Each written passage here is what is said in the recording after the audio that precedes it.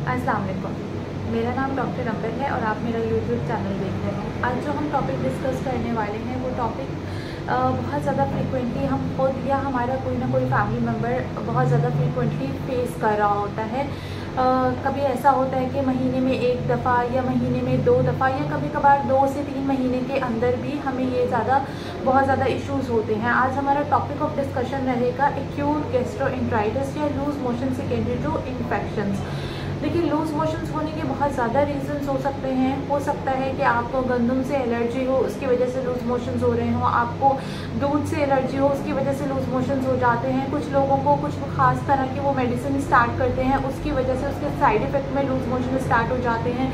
या कुछ auto immune disease ऐसी होती हैं जिनके अंदर भी आपका जीआई अपसेट होना स्टार्ट हो जाता है और आपको रिकरेंट लूज़ मोशंस रहते हैं। कुछ और डिजीज़ हैं जैसे कि क्रॉन डिजीज़ है, ये डिफरेंट या अल्सरेटिव कोलाइटिस है जिसके अंदर हमें लूज़ मोशंस की शिकायत होती है। लेकिन आज जो हमारा मेजर फोकस रहेगा वो acute gastroenteritis secondary to bacterial infections. जो हमारे पास लूज़ मोशंस हो रहे हैं वो किसी भी तरह के इन्फेक्शंस की वजह से। देखिए, इन्फेक्शंस बहुत ज़्यादा हो सकते हैं, जैसे कि वायरल इन्फेक्शंस की वजह से आपको लूज मोशंस हो सकते हैं, बैक्टीरियल इन्फेक्शंस की वजह से हो सकते हैं, या फिर प्रोटोजोल इन्फेक्शंस की वजह से हो सकते हैं। जो वायरल इन्फेक्शंस हैं वो मोस्टली या तो बच्चों के अंदर कॉमन होते हैं, जैसे कि रोटा वायरस का इन्फेक्शन बार बार रिकरेंटली बच्चों के अंदर बहुत ज़्यादा कॉमन होता है, या फिर वो इम्यूनो कॉम्प्रोमाइज पेशेंट्स में हैं। जैसे आप अगर डायबिटिक हैं तो आप इम्यूनो कॉम्प्रोमाइज हैं, उनमें loose motion secondary to viral infections हो सकते हैं। आप बहुत लंबे अरसे से स्टीरॉइड्स ले रहे हैं या आप किसी भी कीमोथेरेपी के ऊपर या अदर इम्यूनोसप्रेसेंट ड्रग के ऊपर हैं, तो उनके अंदर वायरल इन्फेक्शंस बहुत ज़्यादा कॉमन होते हैं जो कि लूज मोशंस करवाते हैं। लेकिन मोस्टली जो हमारे पास एक हेल्दी पर्सनस होते हैं उनमें से ज़्यादातर वायरल लूज मोशंस होते हैं वो सेकेंडरी टू बैक्टीरियल इन्फेक्शंस होते हैं। प्रोटोजोल इन्फेक्शन से भी लूज मोशंस होते हैं, लेकिन उनकी हिस्ट्री में थोड़ा सा डिफरेंस ये होता है कि इसमें पेशेंट्स की हिस्ट्री थोड़ी प्रोलॉन्ग्ड होती है। इनमें लूज मोशंस एकदम से स्टार्ट नहीं होते, आहिस्ता आहिस्ता स्टार्ट होते हैं, फ्रीक्वेंसी बहुत ज़्यादा नहीं होती, बाद में जाके इसके अंदर हमें ब्लड भी आना स्टार्ट हो जाता है। बैक्टीरियल इन्फेक्शंस के मोस्टली कॉजेज़ क्या हो सकते हैं? देखिए, मोस्ट कॉमन या मोस्ट फ्रीक्वेंट कॉज तो ये होता है कि अनहाइजेनिक फूड जो होते हैं उसका इंटेक ले लेना। ऐसा है कि हमने कहीं भी ढाबे से कुछ खा लिया, वो हाइजेनिक कंडीशंस का वहाँ ख्याल नहीं रखा जा रहा था, वो फूड कंटामिनेटेड था, आपने लिया और उसके बाद आपको एक्यूट गैस्ट्रोएंटेराइटिस हो गया। मोस्टली ऐसा होता है कि बहुत दफ़ा हमारे पास बल्क ऑफ द पेशेंट्स जो होते हैं वो भी होते हैं। कुछ इस तरह की वबाई अमराज फैलती हैं जिसमें कॉलेरा बहुत ज़्यादा कॉमन हो जाता है, उसकी वजह से आपको लूज मोशंस हो जाते हैं। बच्चों के अंदर मोस्ट कॉमन कॉज होता है कि बच्चों में आदत होती है हर चीज़ जो ज़मीन में पड़ी हुई है वो आपने उठाया और मुंह में डाल लिया। ये भी एक बहुत बड़ा रीज़न होता है आपको रिकरेंट लूज मोशंस होने का। इसके अलावा बॉटल फीड जो बच्चों में बहुत ज़्यादा जल्दी हमारे यहाँ करवा दी जाती है, उसकी वजह से भी लूज मोशंस बच्चों में बार बार होते हैं और वे बच्चे वेट गेन नहीं कर रहे होते, बहुत ज़्यादा लो वेट के साथ होते हैं, उनके अंदर कॉम्प्लिकेशन ज़्यादा डेवलप होना स्टार्ट हो जाती हैं। लूज मोशंस के अंदर सिम्टम्स आपको क्या मिल सकते हैं? देखिए, ये तो बहुत ज़्यादा टिपिकल सिम्टम्स होते हैं इस तरह से कि आपने कोई खाना खाया उसके 6 से 12 घंटे के बाद या फिर 12 से 24 घंटे के बाद या कुछ इन्फेक्शंस में 12 से 48 घंटे के बाद आपको सिम्टम्स आना स्टार्ट हो जाते हैं। जैसे कि कुछ इन्फेक्शंस ऐसे होते हैं जिसमें वॉमिटिंग्स प्रीडोमिनेंट होती हैं कि आपने खाना खाया, कुछ खास तरह के बैक्टीरियल इन्फेक्शंस होते हैं जैसे कि स्टेफ ऑरियस, इसका जो इन्फेक्शन होता है इसमें वॉमिटिंग्स प्रीडोमिनेंट होती हैं, कदरी लूज मोशंस इतने ज़्यादा इनमें नहीं होते। वही होगा, नॉजिया होगा, एब्डोमिनल डिस्कम्फर्ट होगा, आपको पेन हो रहा होगा और उसके बाद आपको बार बार वॉमिटिंग्स हो रही होंगी। अगर आप कुछ भी इनटेक लेंगे, यहाँ तक कि आप पानी भी लेते हैं, तो वो भी आप जो है वो सेटल या डाइजेस्ट नहीं कर पाते और आपको बार बार उसके साथ वॉमिटिंग्स हो रही होती हैं। इसके साथ साथ ये है कि एब्डोमिनल पेन होगा, एब्डोमिनल क्रैम्प्स होंगे, लूज मोशन स्टार्ट हो जाएंगे। कॉलेरा है, इसके अंदर बहुत ज़्यादा वाटरी स्टूल्स होते हैं, यानी कि इतना ज़्यादा स्टूल, नंबर ऑफ स्टूल या फ्रीक्वेंसी ऑफ द स्टूल्स इतनी ज़्यादा होती है और बहुत ज़्यादा क्वांटिटी के अंदर स्टूल होता है कि पेशेंट्स इसमें कॉम्प्लिकेशन डिहाइड्रेशन की वजह से बेसिकली डेवलप कर रहे होते हैं। उसके अलावा स्टूल के साथ ब्लड आ सकता है जिसके अंदर हमारे डिसेंट्री जिसे हम कहते हैं वो आप डेवलप कर सकते हैं। वो कुछ जो आप कह रहे हैं टिपिकल टाइप ऑफ बैक्टीरियाज होते हैं वो ये डिसेंट्री भी करवाते हैं। उसके अलावा जो सबसे ज़्यादा इम्पॉर्टेंट चीज़ होती है इसके अंदर कि पेशेंट्स कॉम्प्लिकेशन किस तरह से डेवलप करते हैं। इसमें सबसे इम्पॉर्टेंट होता है आपका हाइड्रेशन का ख्याल रखना।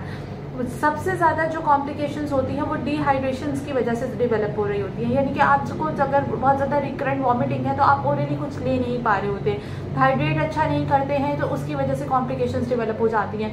लूज मोशंस इतनी ज़्यादा फ्रीक्वेंसी के साथ हो रहे हैं या इतनी ज़्यादा लार्ज क्वांटिटी के अंदर हो रहे हैं कि आप उतना रिप्लेस नहीं कर पा रहे, तो इसकी वजह से डिहाइड्रेशन हो जाती है। तो सबसे इम्पॉर्टेंट चीज़ जो है वो लूज मोशन में वो खुद को रिहाइड्रेट रखना, यानी कि पानी का इस्तेमाल अच्छा करना, नमकियात का लेना, ORS का इस्तेमाल ज़्यादा करना, ये सबसे ज़्यादा इम्पॉर्टेंट चीज़ है। होता यह है कि जब हम डिहाइड्रेट होते हैं तो उसकी वजह से हमारी किडनी इश्यूज़ होना शुरू हो जाते हैं, किडनी डैमेज होना शुरू हो जाती है, जिसको हम कहते हैं एक्यूट किडनी इंजरी में हम चले जाते हैं। उसके अलावा कुछ आयंस हमारे लॉस हो रहे होते हैं, तो पेशेंट जो है वो एसिडोसिस डेवलप करता है, जिसकी वजह से आपको शॉर्टनेस ऑफ ब्रेथ स्टार्ट हो जाती है। ये कुछ इंपॉर्टेंट कॉम्प्लिकेशंस हैं जो सिर्फ डिहाइड्रेशंस की वजह से या आयरन रिप्लेसमेंट की वजह से या आपकी नमकियात की बहुत ज़्यादा कमी हो जाने की वजह से आप में डेवलप हो जाती हैं। पोटेशियम लॉस हो जाता है, जिसकी वजह से आपके पैरों के अंदर आप कह लें कि जान नहीं रहते, जिसको हम कहते हैं हाइपोकैलेमिक पीरियोडिक पैरालिसिस होती है, ये स्टार्ट हो जाती है। बहुत ज़्यादा डिहाइड्रेशन की वजह से संकन साइंस हो जाती हैं, ये sign of dehydration patient develop करना स्टार्ट कर देते हैं। और ये इतना कॉम्प्लिकेट कर जाता है कि कॉलेरा जब इंडेमिक होता है उसमें रीज़न ऑफ डेथ होता ही डिहाइड्रेशन है। अच्छा, अब बहुत ज़्यादा कॉमन प्रैक्टिस है कि हमें जब घर में लूज मोशंस लगते हैं हम खुद से ही घर में फ्लैजल का इस्तेमाल कर लेते हैं। ये बहुत ज़्यादा ही रॉन्ग प्रैक्टिस है।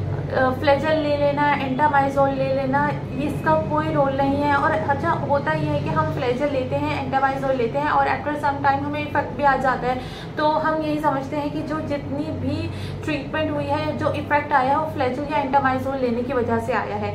लेकिन जब भी एक्यूटली आपको मसला होता है वो बैक्टीरियल इन्फेक्शन की वजह से होता है, और फ्लैजल ज़्यादातर बैक्टीरियल इन्फेक्शन के अगेंस्ट काम नहीं करती है।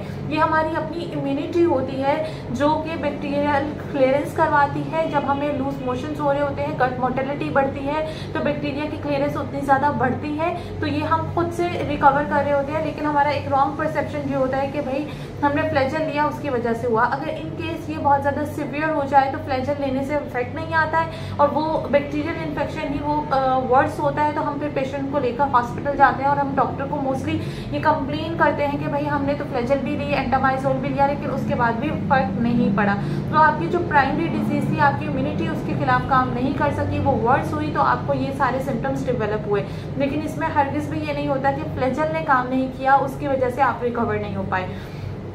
अगर आपको इसका ट्रीटमेंट करना है तो इसका सबसे अच्छा ट्रीटमेंट ये है कि आप प्रोबायोटिक्स लें, जिस तरह के स्मेक्टा साशे, इनफ्लोर साशे, आप इनका इस्तेमाल करें। आप ORS का पानी का इस्तेमाल करें। जैसे ही अगर आपकी स्टूल फ्रीक्वेंसी इतनी है कि आप ओरली लेकर उसको मैनेज कर सकते हैं, तो जब भी जैसे ही आपको एक स्टूल आता है आप उसके बाद आकर कुछ इनटेक ऑफ वाटर कर लीजिए, साथ में ORS का पानी पी लें और अपने आप को रिहाइड्रेट रखें। ये सबसे ज़्यादा अच्छा इम्पॉर्टेंट ट्रीटमेंट है। आप अपने आप को जितना रिहाइड्रेट रखेंगे, आपकी इम्यूनिटी खुद से वर्क करेगी, आपको लूज मोशंस हो रहे हैं, बैक्टीरियल क्लियरेंस हो जाएगी और आप 1 से 2 दिन के अंदर खुद ब खुद रिकवर हो जाएंगे।